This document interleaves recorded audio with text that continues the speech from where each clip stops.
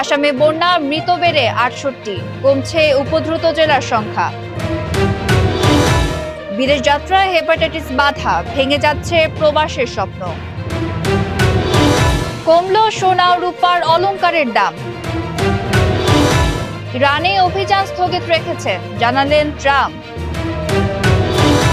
এবারও অলস্টার গেমে অংশ নেবেন না মেসি। দর্শক, এতক্ষণ দেখছিলেন সংবাদ শিরোনাম। আপনাদের সঙ্গে আছে আমি রিদিতা কর্মকার। এবার বিস্তারিত। AKS অর্জন করলো গিনেস ওয়ার্ল্ড রেকর্ডস। AKS ভারতের আসামে বন্যায় মৃতের সংখ্যা বেড়ে দাঁড়িয়েছে ৬৮ জনে। তবে গত ২৪ ঘন্টায় নতুন কোনো মৃত্যু হয়নি। বন্যা উপদ্রুত জেলার সংখ্যা ১৬ থেকে কমে ৬ নেমেছে। তবে এখনও প্রায় ৪.৫ লাখ মানুষ পানিবন্দী বা ক্ষতিগ্রস্ত।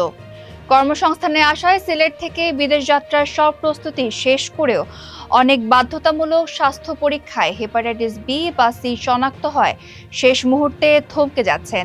চিকিৎসকরা বলছেন, দীর্ঘদিন উপসর্গ ছাড়াই শরীরে থাকা এই ভাইরাস একসময় লিভারের গুরুতর জটিলতার রূপ নিতে পারে।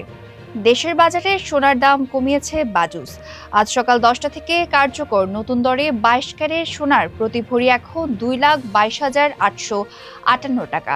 আগে ছিল ২,২৩,০৭৪ টাকা। সোনার পাশাপাশি কমেছে রূপার দামও।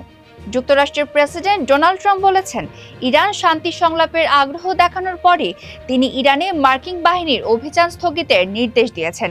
টানা ১৩ রাত অভিযানের পর গত ২৫ জুলাই বিরতি দেয় মার্কিন সেন্ট্রাল কমান্ড। আর সেই বিরতিতে পাল্টা হামলাও স্থগিত রেখেছে ইরান। আগামী বুধবার শার্লটে অনুষ্ঠেয় MLS অলস্টার ম্যাচ খেলছেন না লিওনেল মেসি। টানা তৃতীয়বারের মতো দূরে থাকছেন তিনি। সতীর্থ রদ্রিগো দে পলকেও একই ছুটি দেওয়া হয়েছে। বিশ্বকাপ ফাইনালে স্পেনের কাছে হারার পর রোজারিওতে পরিবারের সঙ্গে বিশ্রামে আছেন মেসি। দর্শক, এ ছিল আজকের গুরুত্বপূর্ণ খবর। আরো সর্বশেষ খবর জানতে চোখ রাখুন ঢাকা পোস্টে। এতক্ষণ সাথে থাকার জন্য ধন্যবাদ সবাইকে।